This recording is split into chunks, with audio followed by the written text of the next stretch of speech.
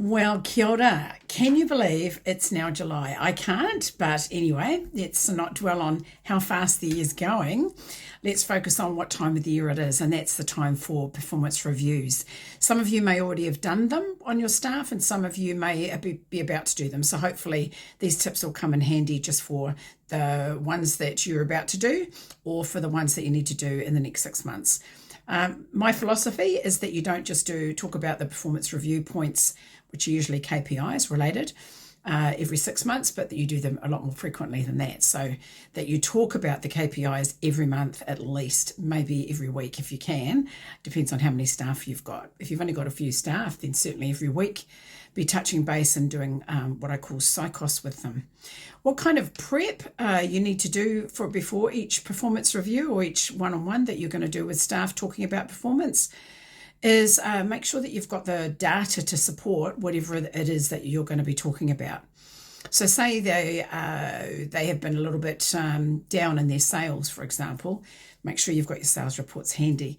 If they've not made as many phone calls, if they're an outbound caller, for example, then make sure you've got those stats handy. If there's someone who handles inbound calls as a part of a mix of a team, then make sure you've got the stats handy of what percentage they've been taking versus the rest of the team. If you've got average call handling time, make sure you've got those stats handy. So make sure that you've got your data, your facts to back up whatever it is that you're going to be talking about. The second point here is the other part of the preparation is also to make sure you've got your previous discussion that you had with them so that you can create continuity, continue with how did they go with what the action plan that they were going to complete last time. And those will then fit into this performance discussion as well, because some of those things will have gone really well and some of them may not have. And so that's what you're going to raise in this one too. So that's prep looked after.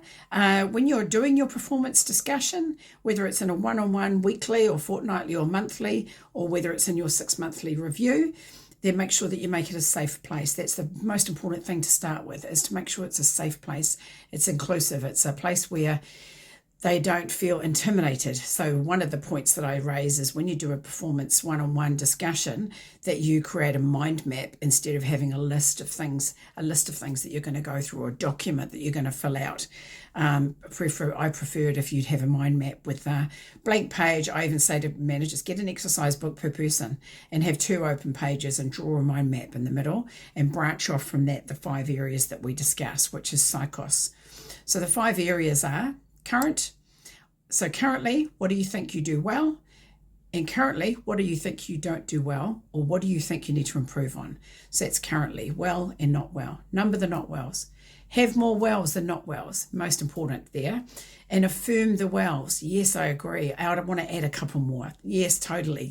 You're absolutely doing those things. Not wells, number them. So say they've got 2 not wells, and one of them's, number 1's punctuality, and number 2 might be call stats are down. Then you go to the I. Ideally, what should your punctuality look like?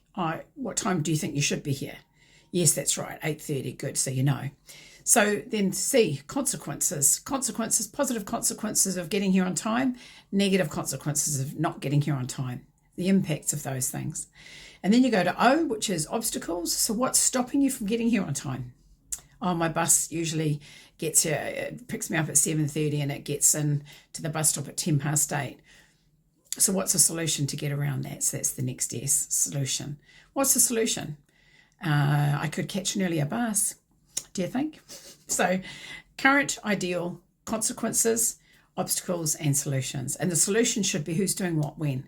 So it may be that they say, I'm going to start catching the earlier bus tomorrow morning, and that's who's doing what when. Okay, so it's really simple, but the format of it means that no matter what they say, you can fit it under any of the categories. So you don't have to go in that order. They might say, yeah, but the reason why I don't do that is because the bus doesn't, the bus comes in at 7:30 and doesn't get in until 8:10.